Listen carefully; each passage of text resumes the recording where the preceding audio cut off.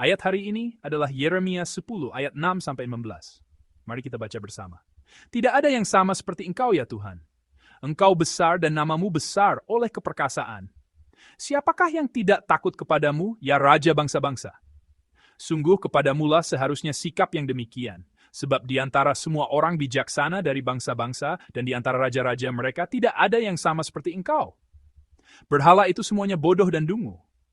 Petunjuk dewa itu sia-sia, karena ia hanya kayu belaka.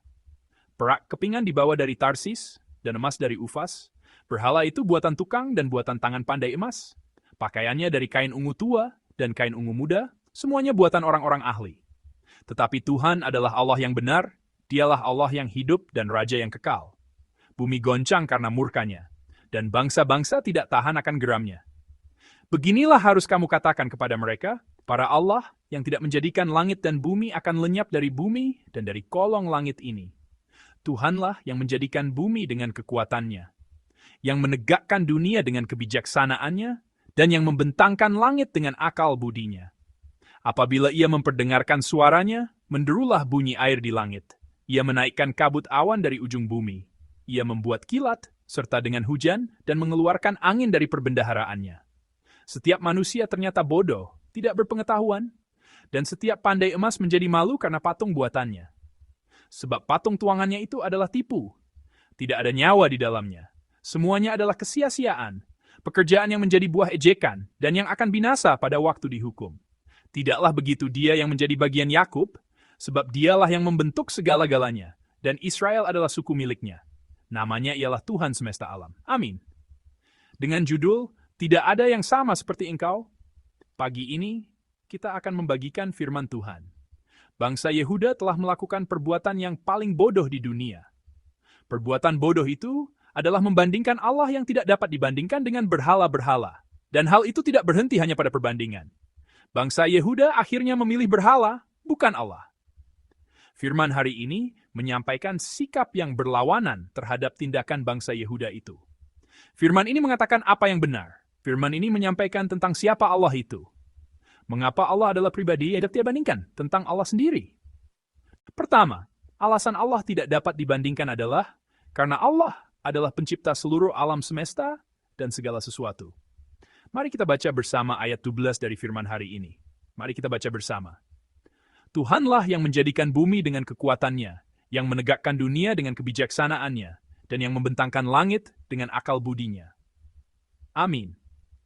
Nabi Yeremia mencatat bahwa Tuhan menjadikan bumi dengan kekuatannya, menegakkan dunia dengan kebijaksanaannya, dan membentangkan langit dengan akal budinya. Allah adalah pencipta yang menjadikan seluruh alam semesta dan segala sesuatu ada. Dalam istilah filsafat, dialah penyebab pertama, sebab yang pertama. Namun dengan apa manusia menukar Allah sang pencipta ini? Mereka menukarnya dengan berhala. Mari kita baca bersama ayat 9. Mari kita baca bersama.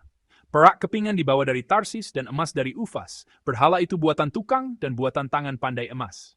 Pakaiannya dari kain ungu tua dan kain ungu muda, semuanya buatan orang-orang ahli. Amin. Di ayat 9 ini tampak jelas seperti apa berhala yang telah dipilih bangsa Yehuda sebagai pengganti. Ia dihiasi dengan perak kepingan yang dibawa dari Tarsis dan emas yang dibawa dari Ufas.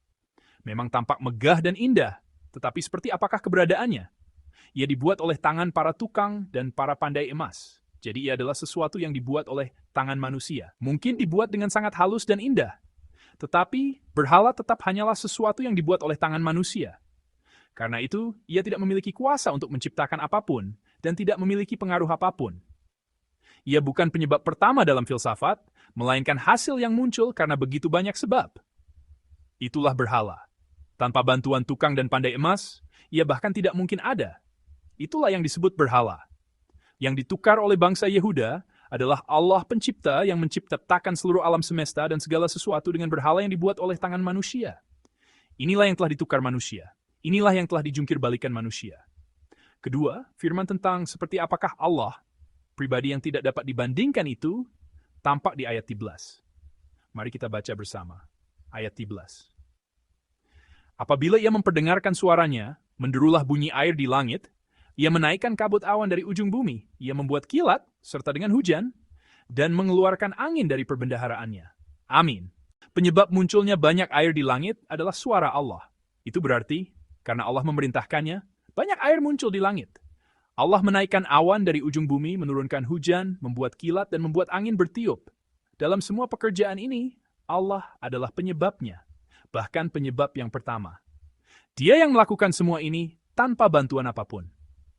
Dialah Allah kita, Allah Sang Pencipta. Akhir-akhir ini sedang musim hujan, sehingga hujan kadang turun tiba-tiba seperti tercurah. Di berbagai wilayah, air tiba-tiba naik, dan ada daerah-daerah yang mengalami kerusakan karena jalan-jalan tergenang. Kita hidup pada abad ke-21, zaman ketika ilmu pengetahuan sudah berkembang sangat maju, zaman AI dan sebagainya. Namun ketika hujan turun, kita tetap adalah ciptaan yang tidak punya pilihan selain terkena hujan. Ada teknologi yang dapat membuat hujan turun sejenak, tetapi dampak sampingnya terlalu besar.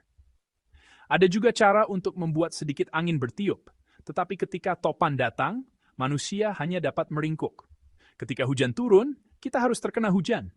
Ketika angin bertiup, kita harus menghadapinya. Itulah keberadaan kita sebagai manusia. Sebaliknya, seperti apakah Allah? Allah adalah pribadi yang dapat membuat semua itu terjadi. Dia membuat air ada, membuat awan naik, menurunkan hujan, membuat kilat, dan membuat angin bertiup. Dialah Allah kita. Disinilah terlihat bahwa Allah berbeda dari berhala. Jika Allah membuat angin bertiup, berhala hanya bisa roboh. Jika Allah menurunkan hujan, berhala hanya bisa basah oleh hujan itu. Sambil merenungkan firman hari ini, baiklah kita melihat kembali sejauh mana kita menempatkan Allah di tempat Allah. Walaupun kita berkata bahwa kita percaya kepada Allah, seringkali kita justru menempatkan Allah di samping berhala. Mungkin saudara berpikir, apa maksudnya? Aku tidak pernah membuat berhala. Dan aku juga tidak pernah sekalipun menyembah berhala. Saudara mungkin berpikir demikian. Kapan kita menempatkan Allah dan berhala berdampingan, atau memperlakukan Allah seperti berhala? Yaitu ketika tidak menyesuaikan diri kita dengan kehendak Allah, tetapi berharap Allah menyesuaikan diri dengan kehendak kita. Pikiran dan sikap seperti itulah yang menempatkan Allah di samping berhala dan memandang Allah seperti berhala. Benak orang kaya boleh dari kiri kalau wadif dia. Dan mereka sayang mintas percaya sah untuk menggenapi kepeka sendiri.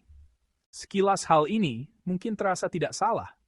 Namun sebenarnya, jika dikatakan dengan tegas, posisi Tuhan dan hamba telah tertukar. Allah bukanlah sosok seperti jin dalam lampu ajaib yang ada untuk mengabulkan keinginan kita. Allah juga bukan seperti tongkat ajaib dalam dongeng tradisional Korea. Sikap yang menganggap Allah seperti lampu ajaib atau tongkat ajaib inilah sikap yang menempatkan Allah di samping berhala, sikap yang memandang Allah seperti berhala. Melayani Allah seperti berhala bukanlah hidup dengan menyesuaikan diri kepada kehendak Allah. Bukan bertanya, Allah, apakah yang kau kehendaki sekarang? Allah, apakah yang kau inginkan sekarang? Lalu menyesuaikan hidup dan kehendak kita dengan kehendak Allah. Sebaliknya, itu adalah memakai Allah demi menggenapi kehendak kita sendiri. Itu mungkin bukan berhala yang dipahat dengan tangan. Itu mungkin bukan berhala yang dicor dengan tangan. Namun, berhala yang dipahat dengan hati dan pikiran adalah berhala seperti ini. Walaupun tampaknya melayani Allah, sebenarnya itu bukan melayani Allah, melainkan hanya menyembah berhala. Menyembah berhala yang dipahat di dalam hati, itulah kehidupan seperti ini. Saudara-saudari yang terkasih, hari ini marilah kita melihat kembali apakah kita juga bukan orang yang sedang melayani berhala. Dan marilah kita melihat kembali apakah kita juga sedang memahat berhala di dalam hati. Yunus menerima perintah untuk pergi ke Niniwe, tetapi ia menaiki kapal menuju Tarsis. Meski begitu, ia mungkin menganggap dirinya sebagai orang yang setia kepada Allah, bahkan sebagai pelayan Allah. Dalam pikiran yang mudah kita pikirkan, dan dalam tindakan yang sudah biasa kita lakukan, bisa saja ada unsur-unsur yang berada di pihak yang berlawanan dengan Allah, unsur-unsur yang bersifat berhala. Itulah berhala yang sedang dipahat di dalam hati. Siapakah Tuhan yang sejati? Siapakah Raja yang sesungguhnya? Jika kita mengaku bahwa Allah adalah Tuhan dan Raja, kita harus memeriksa dengan sungguh-sungguh di mana Allah itu berada dalam hidup kita. Kiranya hari ini menjadi hari yang kita jalani menurut kehendak Allah dan untuk menggenapi kehendaknya. Hari ketika Allah menjadi Tuhan yang sejati dan Raja yang sesungguhnya, serta memerintah menurut kehendaknya. Dalam nama Tuhan, saya memberkati kita semua, agar hidup kita menjadi hidup yang menempatkan Allah di tempat Allah.